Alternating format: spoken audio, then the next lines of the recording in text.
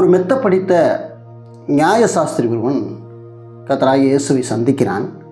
அவர் ஊழியம் செய்த நாட்களில் அவரிடத்துல வந்து அவரை சோதிக்க வேண்டும் என்று ஒரு கேள்வியை அவரிடத்திலே முன்வைக்கின்றார். கேள்வி என்னவென்றால், பழைய ஏற்பாட்டிலே மோசேயின் மூலம் தேவனாகிய கர்த்தர் 613 பிரமாணங்களை எங்களுக்கு கொடுத்திருக்கிறார். இந்த பிரமாணங்களில் எது பிரதானமான பிரமாணம் என்று நாங்கள் அறிய விரும்புகின்றோம், எங்களுக்கு சொல்ல வேண்டும் என்று கேட்கின்றார்.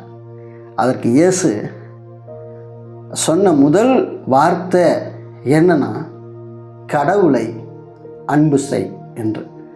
கடவுளை எப்படி அன்பு செய்ய வேண்டும் என்று சொல்லியிருக்கிறார் என்றால், முழு இருதயத்தோடும் முழு ஆத்துமாவோடும் முழு மனதோடும் நீ உன் தேவனாகிய கர்த்தரை அன்பு செய் என்பதுதான் 613 கற்பனைகளிலும் முதலாவது பிரதான கற்பனை என்று சொல்கிறார். மத்தேயு புஸ்தகம் 22ஆம் அதிகாரம் 37 ஆண்டவராகிய இயேசு அவனிடத்தில் அப்படி பேசுகின்றார். ஓகே, இப்போ நான் முழு மனதோடும் முழு இருதயத்தோடும் முழு ஆத்மாவோடும் கடவுளை அன்பு கூறுகிறேன் என்று ஒருவன் சொல்வானானால் அது எப்படி உண்மை என்று நாம் அங்கீகரித்து கொள்ள முடியும்? அதற்கு ஈக்குவலிசமாக அல்லது அதற்கு அடுத்து இரண்டாம் கற்பனையாக ஆண்டவர் இன்னொன்று கற்பனையை அங்கே சொல்லுகிறார்.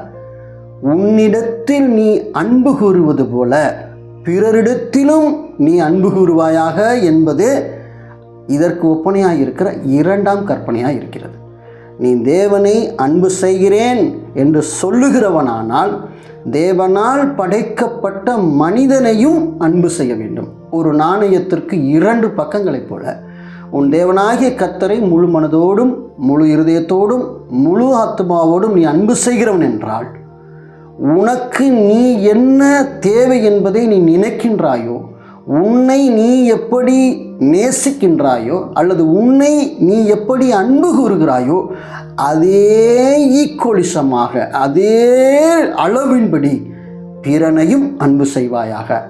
இந்த 2 கற்பனைகளிலேயுமே முழு தீர்க்க தரிசனமும் முழு நியாயப்பிரமாணமும் அடங்கிவிட்டது தம்பி என்று சொல்லி முடித்து விடுகிறார். நியாயசாஸ்திரத்திலே என்ன சொன்னாரோ அதே தான் நமக்குமான செய்தி என்பதை மறந்துவிட வேண்டாம். 100% தேவனை அன்பு செய்ய வேண்டிய முழு பொறுப்பும் ஒரு கிறிஸ்தவனுக்கு உண்டு. நான் தேவனை மட்டும் அன்பு செய்கின்றேன் என்ற நிலையில் இருக்கக்கூடாது.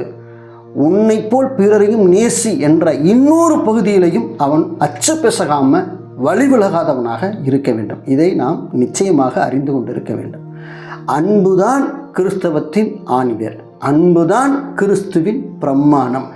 ஒருவன் என்னில் அன்பாயிருப்பான் என்றால் என் கற்பனைகளை கைக்கொள்வான் என்று ஆண்டவராகிய இயேசு சொல்கிறார். என்னுடைய கற்பனைகளை கைக்கொள்ளுவதே நீங்கள் என்மேல் கொண்ட அன்பு என்று சொல்கிறார். அவருடைய கற்பனை என்ன? உன்னை போல் பிறனையும் நேசி என்பதுதான் பிரதானமான கற்பனை. இப்போ இந்த கற்பனையை எந்த கிறிஸ்தவர்களும் செய்ய முன்வரவில்லை என்றால் நாம் தேவனை அன்பு செய்கிறோம் என்று சொல்வதில் பொய் சொல்லுகிறவர்களாக இருக்கிறோம். தேவனை அன்பு செய்கிறோம் என்று சொல்லுவோமானால் தேவன் கொடுத்த கற்பனைகளை நிச்சயமாக நாம் 100% கடைபிடிப்போம். ஏனென்றால் தேவனை நேசிக்கிறோம் அல்லவா? ஆகவே தேவனை நேசிக்கிறோம் என்றால் தேவன் தந்த கற்பனைகளை நாம் நேசித்து அதை செயல்முறைப்படுத்துவோம். இந்த அன்பு என்ற வார்த்தைக்கு அப்போஸ்தலனாகிய பவுல் 1 கொரிந்தியர் புஸ்தகம் 13ஆம் அதிகாரத்தில் ஒரு பெரிய வியாக்கியானத்தையே கொடுத்திருக்கிறார். கிறிஸ்தவத்தின் பிரேஸ் மட்டமே அன்பு தான். இந்த அன்பு ஒரு மனுஷனுக்குள்ளே இருந்தால் அந்த மனுஷன் எப்படி தரமுள்ளவனாக இருப்பான், அவனுக்கு என்னென்ன குணாதிசயம் இருக்க வேண்டும் என்று சொல்லுகிறார். நாம் அதையும் வாசித்து விடலாம். 1 கொரிந்தியர் புஸ்தகம் 13ஆம் அதிகாரத்தில் 4ஆம் வசனத்திலிருந்து அப்போஸ்தலனாகிய பவுல் அன்பை குறித்து பேசுகிறார். அன்பு நீடிய சாந்தமும் தயவும் உள்ளது. அன்புக்கு ஃபஸ்ட்டு குவாலிஃபிகேஷனே சாந்தம். சாந்தம் மீன் இல்லை, நீடிய சாந்தம். நாமளே யோசித்து பார்ப்போம். சாந்தமுள்ள மனுஷங்களாக நாம் இருக்கிறோமா, இல்லை அப்படியே பொங்கி எழக்கூடிய மனிதர்களாக நாம் இருக்கிறோமா?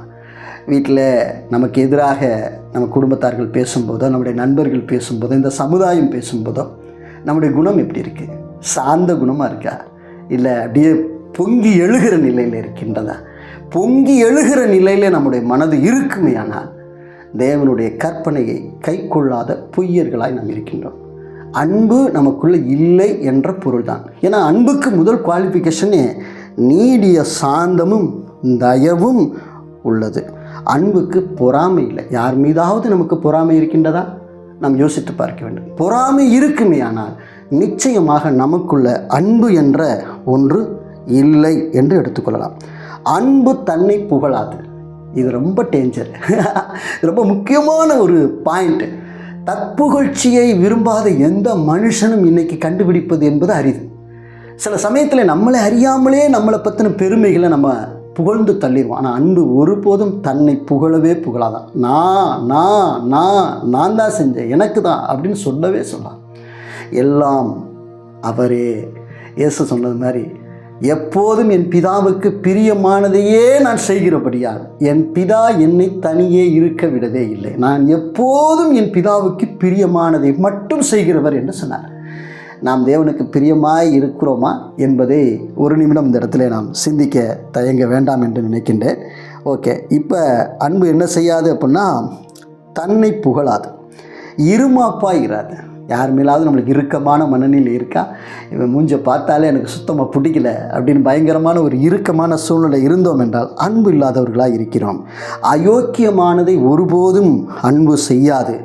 தற்பொழிவை ஒருபோதும், நம்மை குறித்து யாராவது 4 பேர் நல்லதாக பேசணும் அப்படின்னு நினைக்கிற நினைவுகளையும் அன்பு பங்கடையாது என்பதாக சொல்கிறார். அது மட்டும் இல்லை, இன்னொரு முக்கியமான விஷயத்தை அன்பு செய்கிறது, சினம் அடையாது. எது, கோபம் வரக்கூடாதா? ஆமாம், அன்பு இருக்கிற மனுஷனுக்கு கோபம் வராது. ஏன்னா அப்போஸ்தலனாகிய பவுல் அன்புக்கு சினமடைய தெரியாது, அன்பு நிச்சயமாக சினம் அடையாது என்று சொல்லுகிறார். அது யாருக்கும் எந்த விதத்திலும் தீங்கு நினைக்காது. அன்பு ஒருபோதும் தீங்கு நினைக்காது. அநியாயத்தை கண்டு அது சந்தோஷப்படாது. நம்ம பிடிக்காத எதிரிகளுக்கு ஏதோ ஒரு விபத்து, ஏதோ ஒரு ஆபத்து நடந்துருச்சு அப்படின்னா, இன்றைக்கி நிறைய கிறிஸ்தவர்கள் எங்களுக்கு விரோதமாக அவர்கள் எழும்பினதுனால தேவன் அவர்களை தண்டித்தார் என்று சந்தோஷப்படுகிறார். நிச்சயமாக அல்ல. எதிரிகளையும் நேசிக்கும் மனப்பக்குவம் கொண்டவர்கள் தான் கிறிஸ்தவர்கள். அநியாயத்தில் நிச்சயமாக நாம் கொண்டிருக்கிற அன்பானது சந்தோஷப்படாது என்று அப்போஸ்தலனாகிய பவுல் சொல்கிறார். சத்தியத்தில் தான் சந்தோஷப்படும், அநியாயத்தில் சந்தோஷப்படாது. சத்தியத்தில் சந்தோஷப்படும், சகலத்தையும் தாங்கும். நமக்கு விரோதமாக எத்தனை பேர் கலகம் செய்தாலும், நமக்கு துரோகம் செய்தாலும், நாம் நம்பினவர்கள் கைவிட்டாலும், நம் நண்பர்கள் கூட நமக்கு துரோகம் செய்தாலும், அதையெல்லாம் அன்பு, அவர்கள் மீது கொண்ட அன்பானது நமக்குள்ளே இருந்துச்சுன்னா அதையெல்லாம் தாங்கி கொள்ளும் என்று பவுல் சொல்லுகிறார். சகலத்தையும் விசுவாசிக்கும். தேவனுடைய அத்தனை காரியங்களையும் இந்த அன்பானது அவர் மேல் நம்ம வைத்திருக்கிறதுனால அவர் என்ன சொன்னாலும் அப்படியே அவருடைய காரியங்களை விசுவாசிக்கும். சகலத்தையும் நம்பும், சகலத்தையும் சகிக்கும். எத்தனை உருவத்தை கொடுக்குறார் பாருங்க பவுல். இது ஒரு கிறிஸ்தவனுக்குள்ளே இருக்கிறது தாங்க குவாலிட்டி. இது இல்லாமல் இன்றைக்கி எண்ணற்ற கிறிஸ்தவர்கள் நாங்கள் இயேசை குறித்து அறிவிக்கப் போகிறோம், கிறிஸ்தவத்தை குறித்து சொல்ல போகிறோம் என்றெல்லாம் ஓடிக்கொண்டு இருக்கின்றோம். எவ்வளவு அறியாமையிலே நாம் வாழ்ந்து கொண்டு இருக்கிறோம். உண்மையாலுமே இன்றைக்கு இந்த வார்த்தைகளை நீங்கள் உள்ளத்தில் வைத்து கொள்ளுங்கள்.